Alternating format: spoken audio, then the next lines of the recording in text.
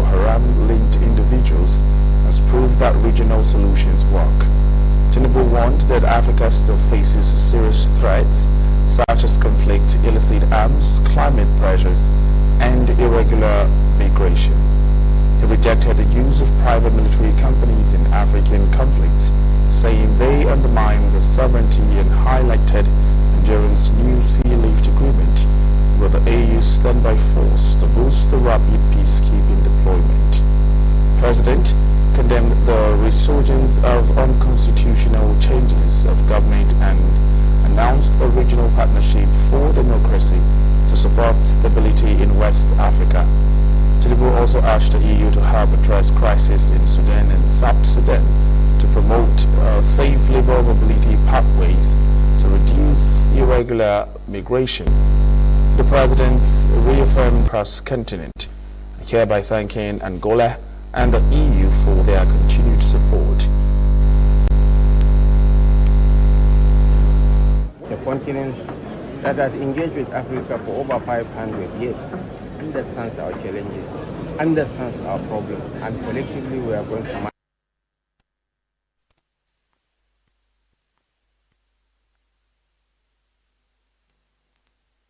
Created by the UK and Nigeria enhance the trade and investment partnership.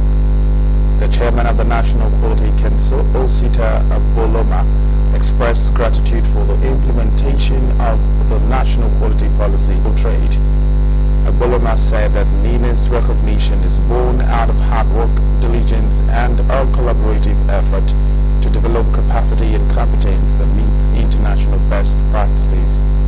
The UK Director of Trade Policy and Market Access for Africa, Hannah Babosa, said that NINA's recognition under AFRA and the Nigerian collaboration across sectors such as healthcare, food safety, and industrial services. Barriers to trade, not only for manufacturers but for certain criteria that their services and their products should attain for them to be accepted globally. And this is what we've just done. I think we're about the third in Africa to attain this global accreditation. And Development Office and the Department for Business and Trade is proud to stand with the Mitv journey.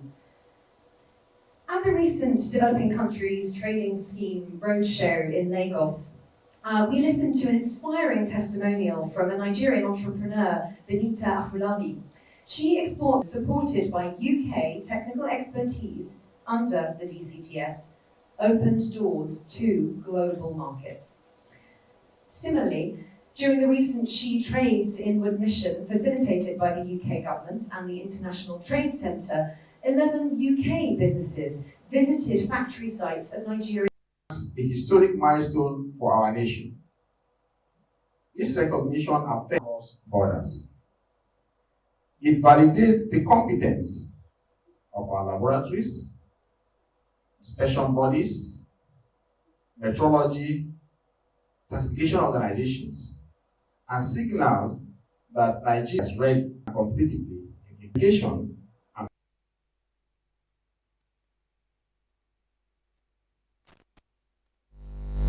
President Bola Tinubu has formally transmitted the Legal Practitioner Bill 2025 to the Senate, signaling an important move to modernize the country's legal framework. And on Tuesday, President of the Senate, Godswill Akpabio, read the Legal Practitioners Bill 2022 and uplift professional standards across the legal sector. Senator Akpabio highlighted that the bill focuses on protect public interest, promoting the rule of law, and enhancing public trust in legal services.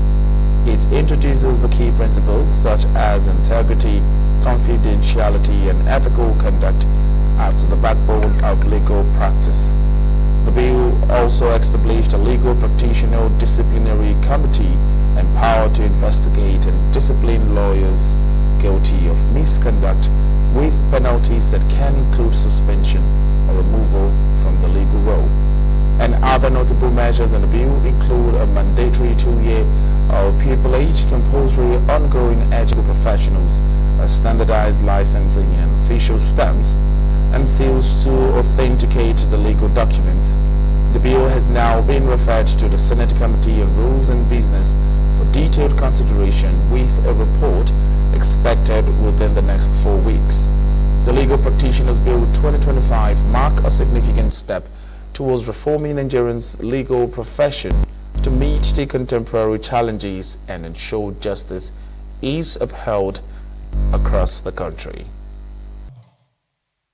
President of the Senate, distinguished Senate President, transmission of the Legal Practitioners Bill 2025 to the National Assembly for passage into law. I am pleased to submit to the Senate for consideration and passage into law a bill proposing repeal and reenactment of the Legal Practitioners Act, Cap L11, Laws of the Federation 2004, which was enacted in 1962. The draft bill introduces a new legal framework strengthening the regulation of the legal profession in Nigeria and providing necessary reforms to enhance professional standards, discipline, mechanisms, and public confidence in legal practice in Nigeria. The chairman of the ad hoc committee investigating implication of cryptocurrency point of sale sector and unlicensed crypto activities. He disclosed these at an investigative hearing at the National Assembly, and reports revealed that cloned terminals, weak KYC, and anonymous transactions exposing Nigerians to financial loss and cybercrime. And according to him, unlicensed crypto service threatened consumer protection and national security. Correspondent Linda Ike reports that he frowned with the report that fake companies reportedly use citizens' NIN and BVN to launder the funds. The National POS operator leader, Paul Okafo, warned that fraud levels now endanger the national security amid the regulatory gaps, overwhelmed by the industry's rapid growth from 50,000 to over 2.3 million operators. Our agents daily focus on the fintechs to POS operators. One of our very key concerns is the growing rise in fraud associated with POS operations. We have received multiple reports on profited agencies, cloned terminals, anonymous transactions, and weak KYC practices that continue to expose to financial loss and security risks. The committee is also worried about the loss of sometimes prohibitive regulatory requirements that shape our operations, including the geotagging directive, which has operational implications for agencies. Current estimate shows, Mr. Chairman, that, and this is from CBN and NIPS, these statistics, in 2023 alone, Mr. Chairman, 17.6 reported cases, and there are many cases that are not reported because some people will just move on. Equally, NIPS reports that the financial sector has suffered 52.26 billion in fraud losses in just 1 year. That is in 20. It is very convenient and easy to block an account, to restrict outward payments and all of that. But the truth is, you see, one bank, one entity that does payment processing has a flaw that has not been addressed. I have had to finish one case, and that same case came up again after like to remain united and resilient in the face of the recent terrorism and banditry attacks across the country. Speaking during a special plenary session on national security on Tuesday, attended by the diplomats, security officials, and lawmakers, retired Right Honorable Abbas urged citizens to resist the fear and reject the destabilizing tactics employed by violent groups. Correspondent Linda Ike reports that the speakers also cautioned against the spread of false information social media, warning that unverified claims can influence within the nation's security architecture have begun to yield a positive result. During the session, Deputy Speaker Benjamin Carlo, the House Leader Julius Ihonvire, and Minority Leader Kingsley Chinde, and several other lawmakers, and observed a minute of silence in honor of those who lost their lives. Their purpose is to instill fear, weaken public confidence, and give the illusion of being everywhere at once. Nigeria must reject this tactic. We must resist fear and stand firm to advance their evil ideologies. Alongside the violence, another threat is emerging. False information spreads rapidly. Unverified claims and fake images can escalate tension and undermine security efforts. Nigeria's military successfully deploys indigenous Amebo Gulma and foreign CH-4 combat drones. They've done that successfully for precision strike. But there is, Mr. Speaker, today, no legal framework governing ethical use, accountability for civilian casualties or operational transparency. There is none, sir. It's one of the legislative gaps that we must look at. If we cannot protect the lives and property of Nigerians as enshrined in our Constitution, are we worthy to continue to sit as a parliament? I'm not saying that national tax and be selfless about it. This is no time for religion. This is no time for political party. This is the time for us to talk about our own lives and existence. Get a clean copy, make sure it is your most updated copy with a cover letter addressed to the leader of the House and a copy addressed to the leader of the Senate. And luckily, you know the leader of the Senate just as you know. And the process will begin immediately. That is not get it laid on the floor. It goes to committee, they call a public hearing to which you all will be invited. Will take 2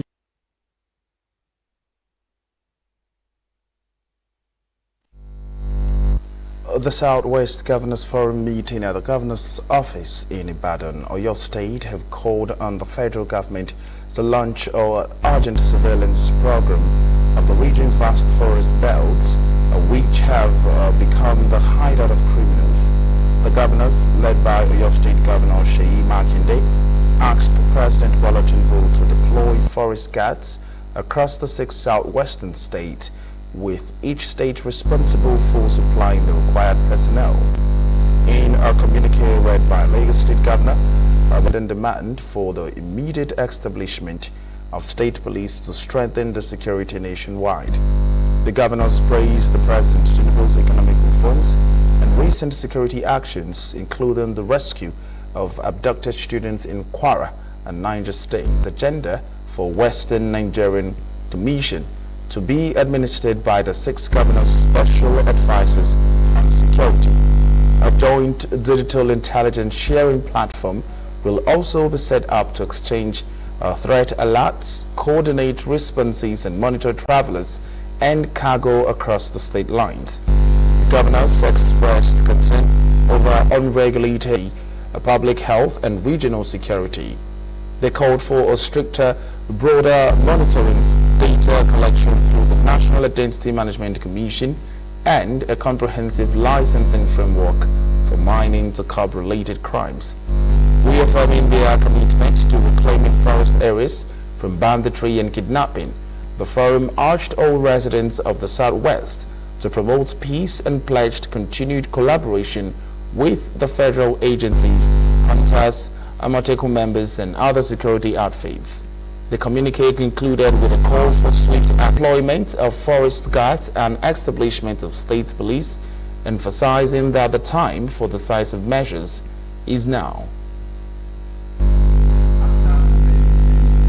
Aspect of kidnapping, at the Government Girls Comprehensive School in Maga Town, the Catholic institution of St. Mary's in Papiri, Agwara local government, Niger State, and also at the CAC Church at Eruku, Kwara State. The forum applauds the swift response of the federal government towards the rescue of the Kwara adoptees and more than 51 students of the Catholic School, Niger State. The forum thereafter reviewed the current state of security within our region and took some decisions to ensure that the security of life and property of our people. And enjoined and called on the federal government to secure the vast forest belts that have become hideouts for also. The governor of Lagos State, Babajide Sanwo-Olu, has presented a 2026 appropriation bill to the Lagos State House of Assembly, unveiling a total budget of 4,200,107,308 tagged the budget of shared prosperity. The proposed fiscal plan projects total revenue of 3,993,774,552, made up to over 3 million in internal generated revenue and 874 billion from federal transfers. The state expects to fund the remaining over 243 trillion through deficit financing.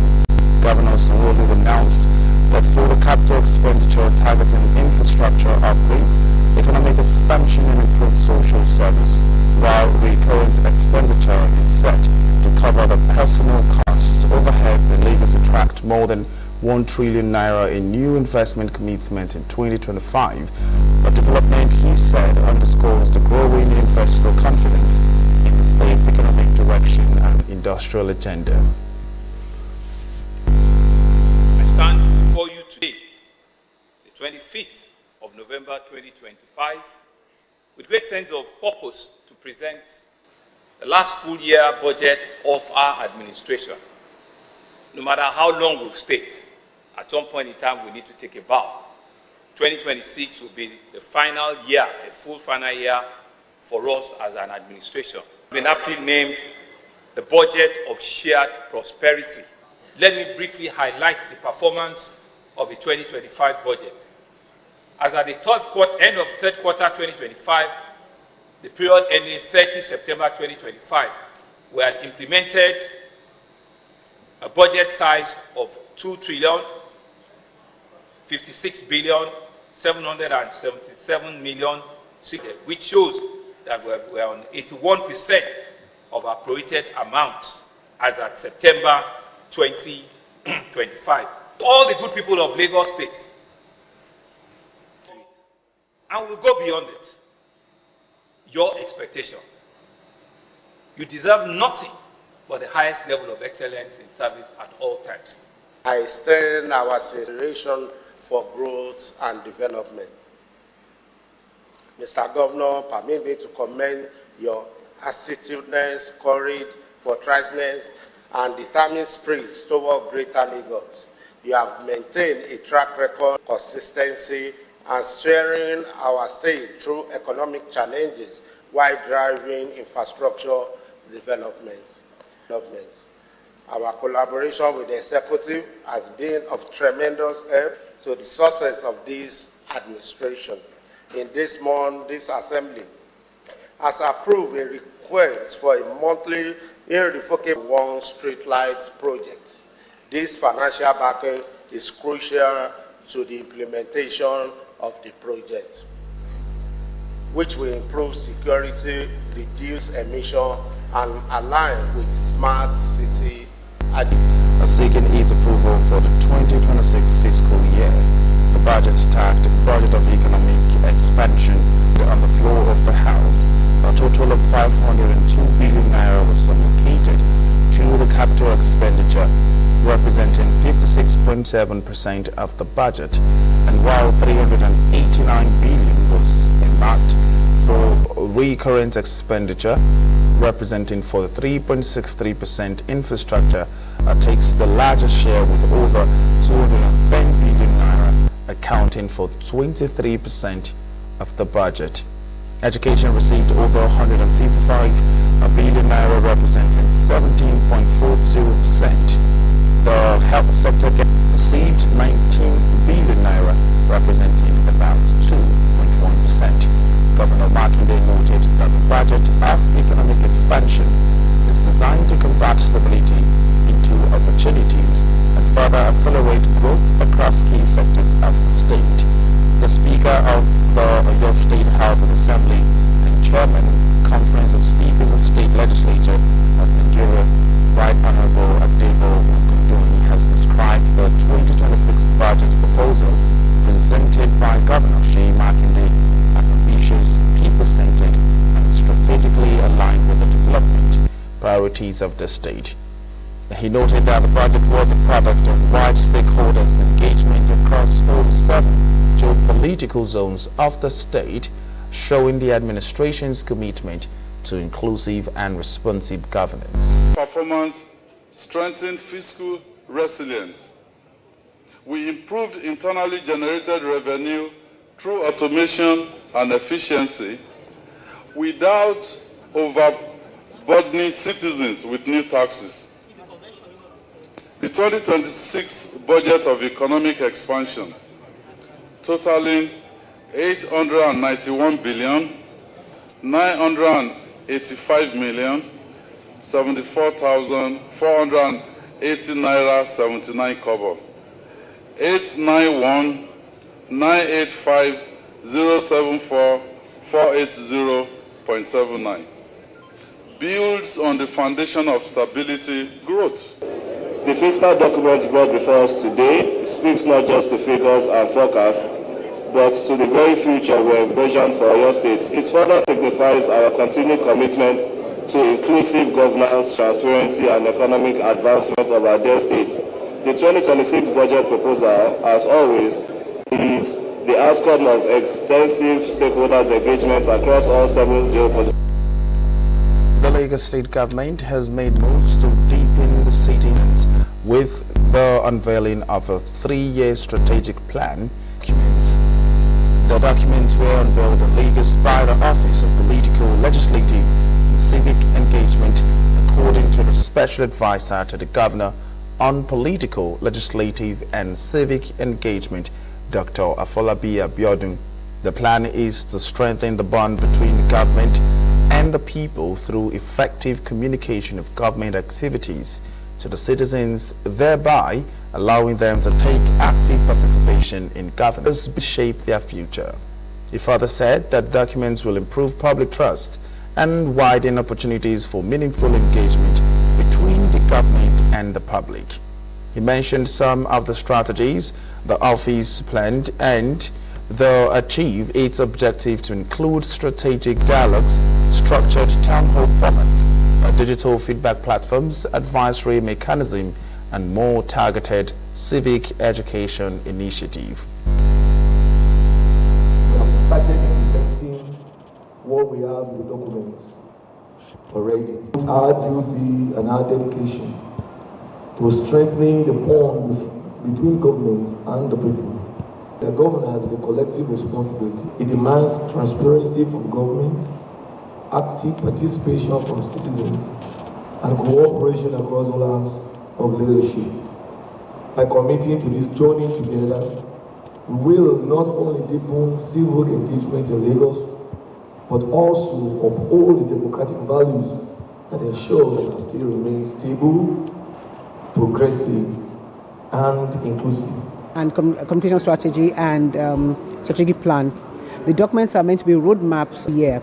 It's essentially meant to of Lagos State. Everyone that comes into Lagos State is engaged, fulfilled, and live in harmony. Like I keep explaining, engaged that you can talk to government can hear you and respond to what you want to do with government. Fulfilled, everything you want to do in Lagos State, be it your roads, be it the streets, whatever you require in Lagos State, you're fulfilled. You're able to even do that business you come to Lagos State for. You're able to make the money you've come to make in Lagos. You're able to contribute to Lagos and live well. And then live in harmony. You're meant to be able to live with your neighbors, whatever tribe. Yoruba, Igbo, Hausa, young, old. That's where the team's plus agenda comes in. Where the plus is to say all inclusive. Everybody in Lagos State is included. But again, there are major things for us to look at there.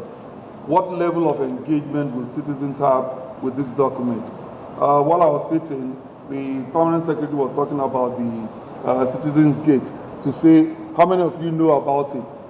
The other thing I'll push back to people to also say, how many of you know about budget tracker platform?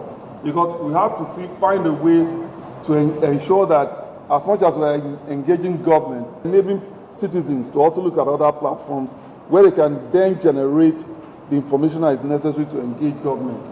I say again, this is a great initiative, and at budget, we are willing and will continue to support the Lagos State government to ensure that we can clearly see how citizens engage with the government and how results are impactful. Lagos is a big place. We now take a short break. When we'll come back, we'll give you some more reports. In a few weeks, from Monday 1st December to Friday 5th December 2025, the engineering family will gather in the historic city of Ibadan for the International Engineering Conference, Exhibition and Annual General Meeting, tagged Ibadan 2025, holding at the International Conference Center, University of Ibadan. This year's theme is Engineering Innovation for a Sustainable Blue Economy. We are honored to welcome as our distinguished guest of honor, His Excellency Asiwaju Bola Ahmed Tinubu, GCFR, while our host is His Excellency, our own Engineer Oluseyi Makinde, FNSC, the Executive Governor of Oyo State. I warmly invite you to register and participate in this landmark event. Think national development, think the Nigerian engineer.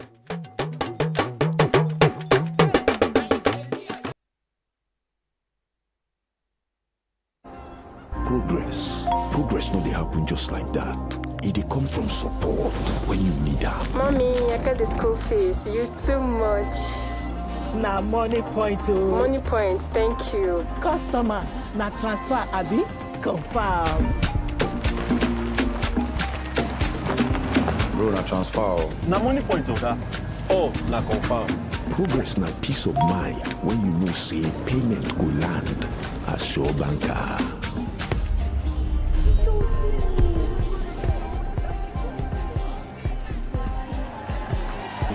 Where the carry person go far. No worry, yourself go make am. Mo go buy ball. Even you dey use money point? Of course na, they use money point. Confirm. Money point, made for your progress.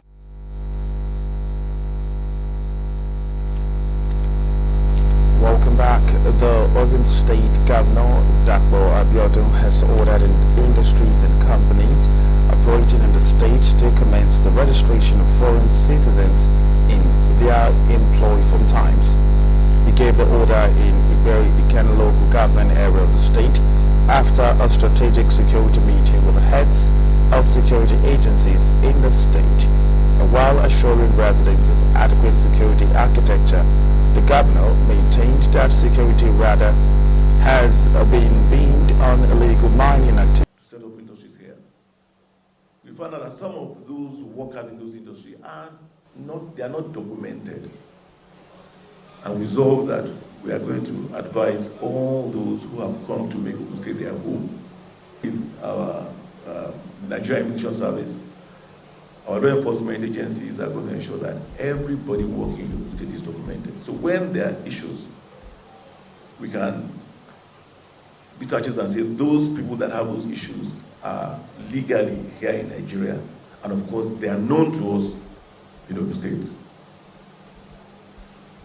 There are some certain parts of the state that have been identified as flashpoints. The Executive Chief for a National Education Transformation Framework and called on public-private partnership and comprehensive teachers training. He made the call in a lecture organized to address educational challenges in the country. A correspondent Jamiu Moni has the details. Nigeria's education system is no doubt witnessing a turbulent period, but stakeholders are not losing hope on better days ahead, especially in the rural areas. While commending the federal government's effort at enhancing funding through NEL Fund, he stressed the need to expedite action on improving basic and secondary education.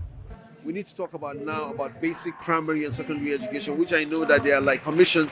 There's the UBEC, but we need to drive it in a way that every state, every part of the federation understands the importance of this. He maintained that education, being the most rewarding human investment, must be expanded to all nooks and crannies of the country. Everybody has a role to play in education. Education is a national emergency. It's a national security issue. All the insecurity issues we're having all across the country can be traced to education and poverty.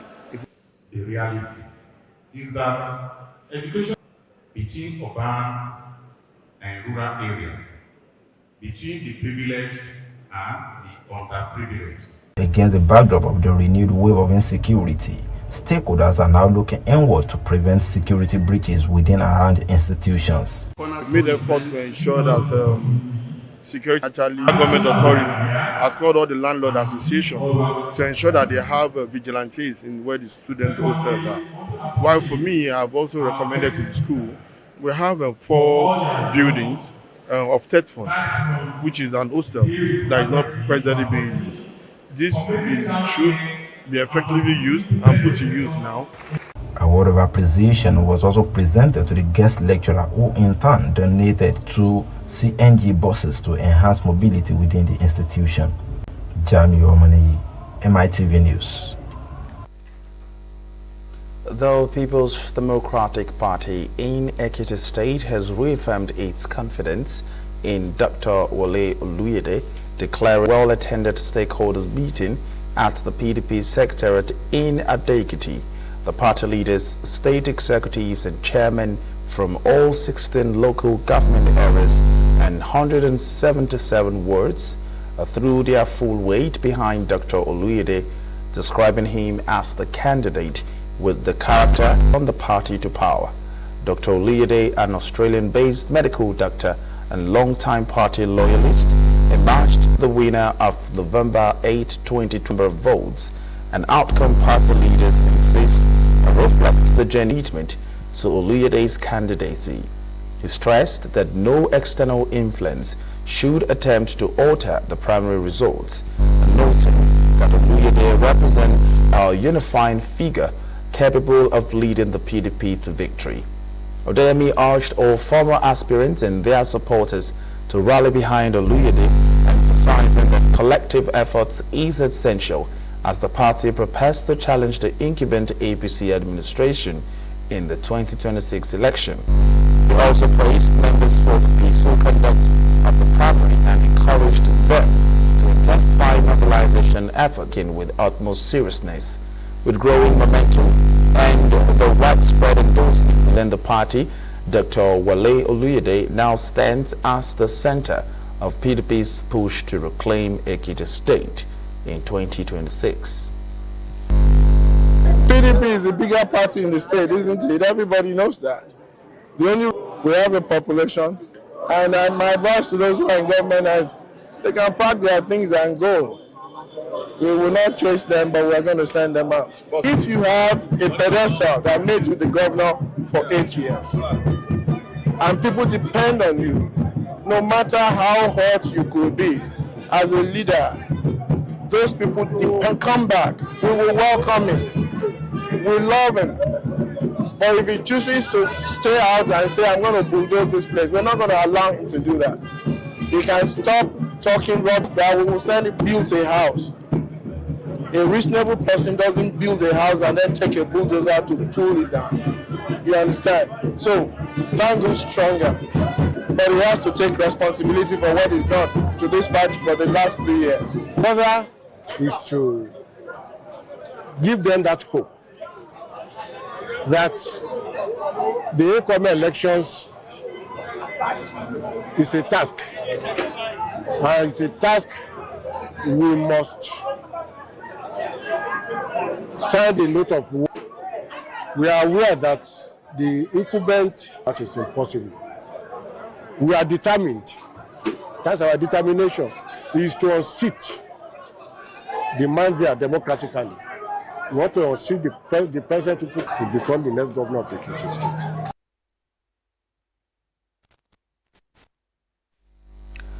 A coalition of civil society advocates, legal practitioners, and parents of survivors of sexual abuse staged a sit-in protest on Tuesday, demanding a decisive government action to end the center in Ikeja, Lagos, was held by the Tonia Bruised But Not Broken Foundation and the Stop the Abuse Foundation as part of the global activities marking the 16 days of activism against gender-based violence.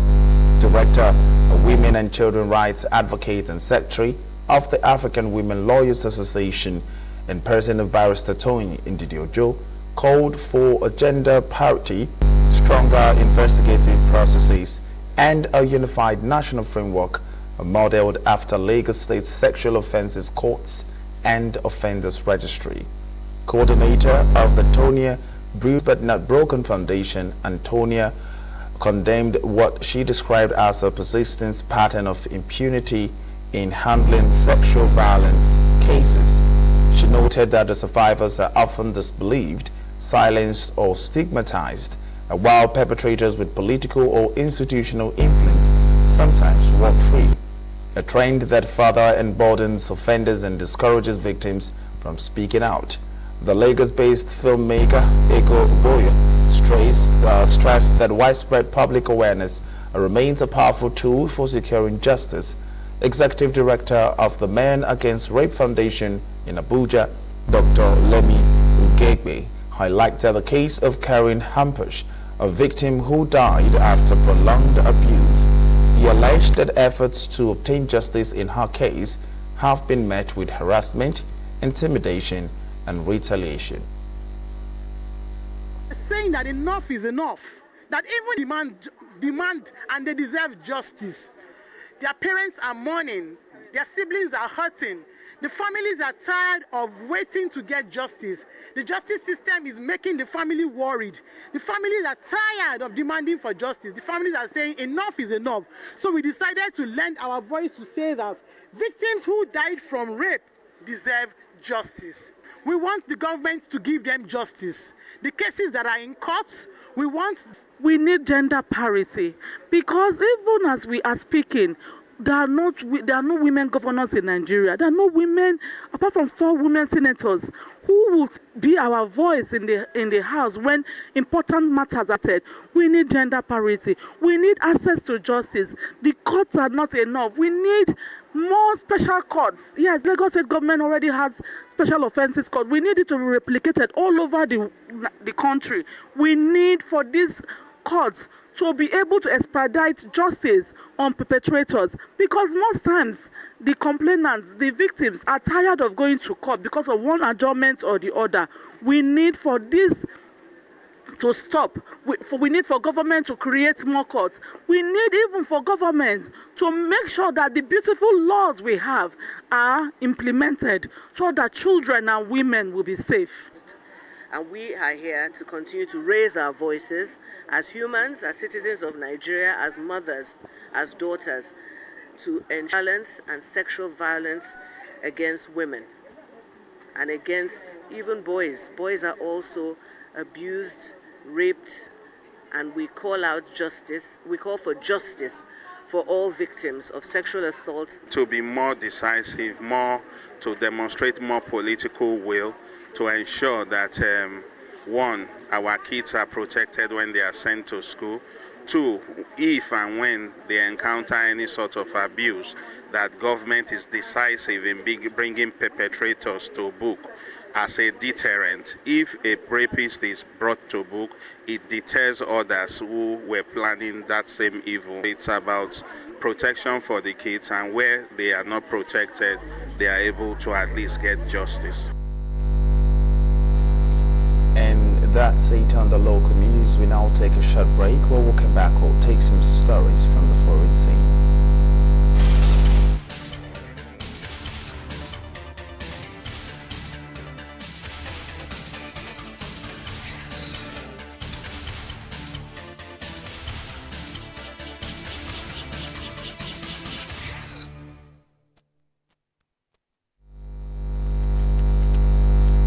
Welcome back in the foreign scene. Ukraine's capital, Kyiv, came under attack earlier Tuesday by Russian, with at least 2 deaths reported, as Ukraine also carried out strikes in Russia, where officials said that 3 people were killed. The latest air attacks came after days of intense talks over the US-backed plan for ending the war, which initially drew criticism for Kyiv and European leaders. Ukraine President Volodymyr Zelensky has said the plan now contains many of the right elements after negotiations welcoming changes to the US-backed peace plan. Kyiv and its allies in Europe have been pushing the US to amend the plan, fearing it concedes too much to Russia. First, we will keep the military aid flowing and keep increasing the economic pressure on Russia to strengthen Ukraine now. Second, we agreed that any lasting peace must ensure Ukraine's sovereignty and security, and Ukraine must be at the table. Third, in the event of a peace deal, we will keep boosting Ukraine's own defense. A new United Nations report says that economy of the occupied by the scale of Israel's genocidal war on Gaza and continued restrictions in movement and trade. The report by the UN Conference on Trade and Development said that 2 years of Israeli military operations and long-standing curbs have pushed the occupied territory into an economic downturn and now ranked among the 10th worst collapses recorded globally since 1960. Referring to the Gaza Strip and the West Bank, including the East Jerusalem, it said that extensive damage to infrastructure, productive assets and public services has reversed decades of assault. We'll now take a short break. While we come back, we'll take some stories in sport.